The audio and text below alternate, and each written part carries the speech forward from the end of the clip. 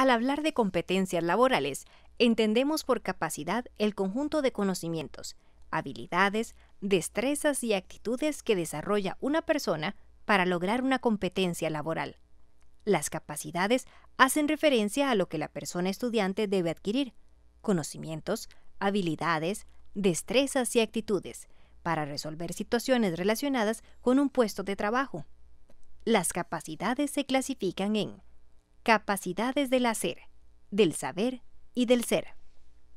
Las capacidades del hacer incluyen procedimientos motrices y cognitivos que se observan mediante la ejecución de actividades o logro de productos. Un ejemplo de una capacidad de hacer es la siguiente: reparar el abanico de un motor eléctrico de acuerdo con el manual del fabricante.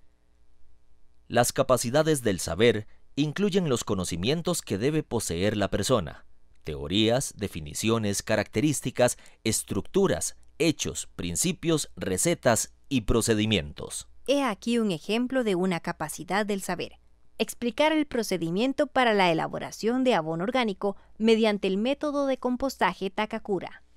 Las capacidades del ser se refieren a las actitudes y valores que desarrolla la persona para completar su competencia de forma integral.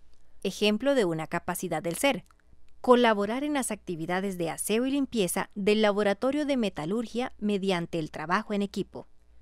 Para redactar capacidades hay que tener en consideración 4 elementos: el sujeto, la conducta, el objeto o contenido y la condición. ¿Quién es el sujeto? Es la persona que logrará el cambio de conducta, es decir, la persona estudiante. La capacidad se redacta en función de la persona estudiante y no de la persona docente. Generalmente se redacta así: la persona estudiante estará en capacidad de... El segundo elemento es la conducta. ¿Qué conducta debe lograr la persona participante? Para que la persona participante se considere competente, tiene que demostrar que es capaz de realizar una labor. Generalmente es lo que llamamos cambio de conducta. La conducta se expresa con un verbo en infinitivo. Por ejemplo, identificar, componer, construir. El tercer elemento es el objeto o contenido. Nos referimos a los ejes temáticos, contenidos o temas que la persona participante aprenderá para lograr la capacidad. Por ejemplo, los motores eléctricos, la soldadura eléctrica. El cuarto elemento se refiere a la condición. Esta hace alusión al cómo se va a realizar la actividad solicitada. La pregunta que surge es: ¿bajo qué condiciones la persona participante logrará la conducta?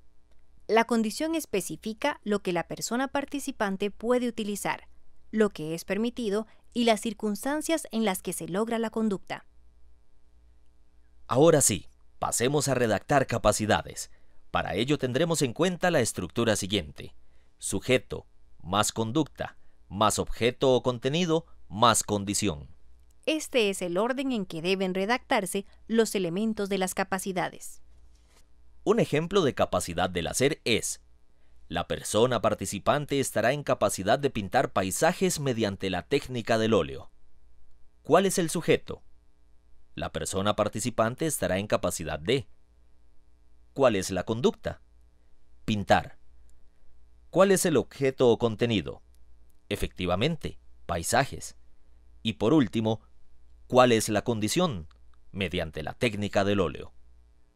Como se puede apreciar, esta capacidad contiene los 4 elementos y sigue la estructura establecida. Ahora veremos un ejemplo de capacidad del saber. La persona participante estará en capacidad de explicar el procedimiento para la siembra de lechuga mediante la técnica hidropónica. Como vimos en el ejemplo anterior, el sujeto es: la persona participante estará en capacidad de. La conducta es: explicar. El objeto o contenido es: el procedimiento para la siembra de lechuga. Y la condición: mediante la técnica hidropónica. Veamos otro ejemplo. En este caso, una capacidad del ser: mostrar responsabilidad en el cumplimiento de las normas de salud ocupacional en los trabajos asignados. Siguiendo el procedimiento anterior, podemos observar que la capacidad contiene conducta, objeto o contenido y condición. ¿Se fijaron?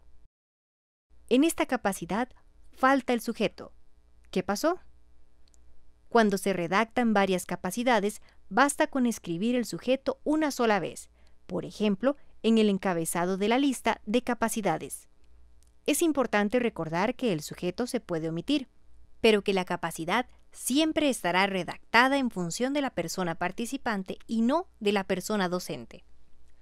Ahora veremos algunas recomendaciones para el uso de conductas en la redacción de capacidades.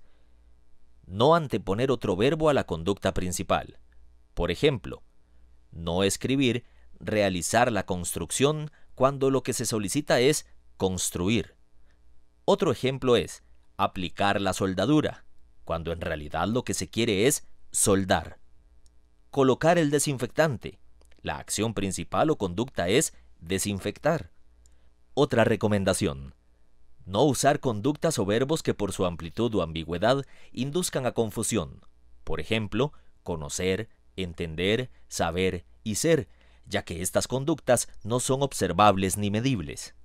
El redactar capacidades siguiendo los elementos y la estructura propuesta proporciona una serie de ventajas, tanto para la persona docente como para la persona participante, a saber, determina con claridad la conducta que la persona participante debe lograr. Permite redactar los elementos del planeamiento didáctico, los ejes temáticos, técnicas, estrategia, recursos didácticos y duración. Contiene características indispensables para la evaluación. Permite a la persona participante maximizar los recursos disponibles.